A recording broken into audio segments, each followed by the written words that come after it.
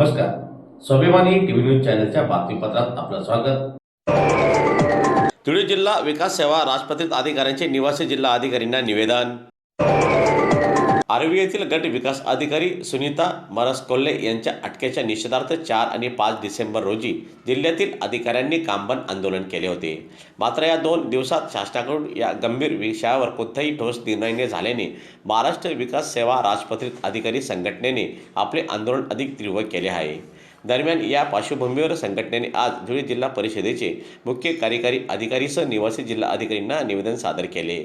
DSC वापराबाबत जोपर्यंत धोरणात्मक निर्णय होत नाही आणि अधिकाऱ्यांना कायदेशीर संरक्षण मिळत नाही तोपर्यंत अधिकारी काम करणार नाहीत अशी भूमिका राजपत्रित अधिकाऱ्यांनी घेतली असल्याची प्रतिक्रिया यावेळी प्रसारमाध्यमांना दिली.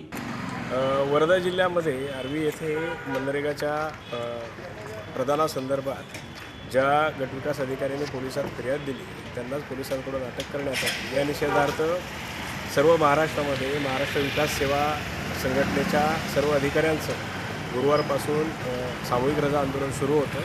गुरुवार शुक्रवार पूर्ण महाराष्ट्रातले महाराष्ट्र विकास सेवेतले सर्व अधिकारी हे सामूहिक रजेवर होते आणि या संदर्भात शासनाला देखील निवेदन आपण सादर केलेलं आहे.